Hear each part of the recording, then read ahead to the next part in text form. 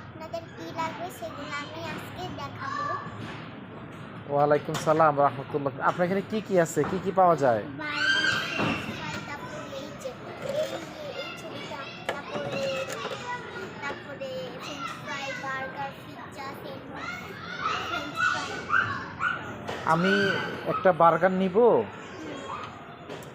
আর হলো আপনার একটা চিকেন ফ্রাই নিব, একটা ফিশ ফ্রাই নিব। ফিশ ফ্রাই নাই? ফিশ ফ্রাই নাই? না। নুডলস আছে, নুডলস নিব।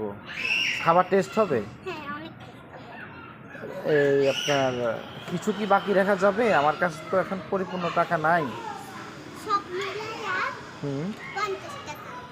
সব মিলে 50 টাকা? এটা কি আপনাকে 50 টাকা দিতে হবে? হুম। কিছু বাকি রাখা যাবে না?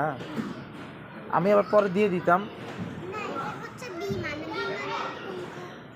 এটা হচ্ছে এটা বিমানে না? ও আচ্ছা আচ্ছা। বাকি রাখা যাবে না কিছু? না। কিছু বাকি রাখতেন? না। কিছু বাকি রাখতেন?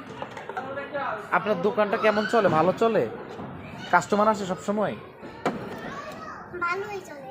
ভালোই চলে না? আপনি কি করছেন এই দোকান দিয়ে? কি দেশে ফ্ল্যাট বা আপনার বাড়ি টাড়ি করছেন? গাড়ি কিনছেন? করব। করবেন না? মাশাআল্লাহ। আপনি টাকা ইনকাম করে কি করবেন? বাড়ি করব। ও আচ্ছা।